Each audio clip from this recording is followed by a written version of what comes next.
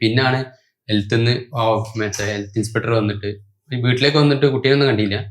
താഴെ വന്നു എന്താ സംഭവം എന്നൊക്കെ ചോദിച്ചു. വീട്ടിൽ പ്രസവിച്ചിട്ടുണ്ട്. ഓക്കെ എന്നിട്ട് അവരങ്ങ് പോയി.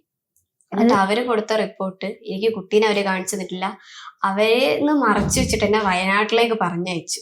അതാണ് ഇന്നലെ ഒരു മാധ്യമത്തിന് അവര് കൊടുത്ത റിപ്പോർട്ട് അറിയുന്നത്.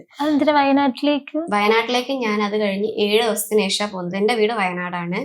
ഞാൻ അവിടെയാണ് പുളിയാമ്പറ്റ വൈദ്യശാലയിലാണ്. ഞാൻ ഇവിടുന്ന് പോകുമ്പോ ഞാൻ പറഞ്ഞു ഞാൻ വയനാട്ടിലേക്ക് പോവുകയാണ്, നിങ്ങൾക്ക് ആർക്കെങ്കിലും ഇനി കാണാനോ എൻക്വയറി ചെയ്യാനുണ്ടെങ്കിൽ വരണം. പിന്നെ വന്നിട്ടുണ്ടെങ്കിൽ ഞാനിപ്പം 1 മാസത്തിന് അല്ലെങ്കിൽ 2 മാസത്തിന് ശേഷമാണ് ഞാൻ വരുന്നത് എന്ന് പറഞ്ഞു. ഓക്കെ, ഞങ്ങൾ എൻക്വയറി കഴിഞ്ഞിട്ടുണ്ട്, നിങ്ങൾ വാക്സിൻ വേണ്ട, മരുന്ന് വേണ്ട, പോകുന്നില്ല, എനിക്ക് എഴുതി തന്നിട്ട് ഇനി ഞങ്ങൾക്ക് ഒരു രീതിയിലുള്ള എൻക്വയറീസും ഇല്ല എന്ന് പറഞ്ഞിട്ടാണ് ഞാൻ പോയത്.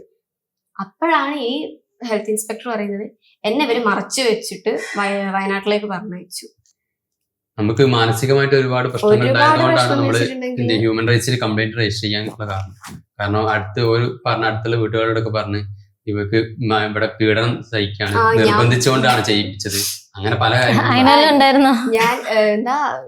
ഞാൻ ഭർത്തൃ പീഡനമാണ്. ഭർത്താവ് എന്നെ പൂട്ടിട്ടിട്ടാണ് ഞാൻ ഇവിടുന്ന് പ്രസവിച്ചു പോയത്. വേദന വന്നിട്ട് ഞാൻ പറഞ്ഞിട്ടില്ല, എന്നെ മറച്ചു വെച്ചു. പക്ഷെ നിങ്ങളുടെ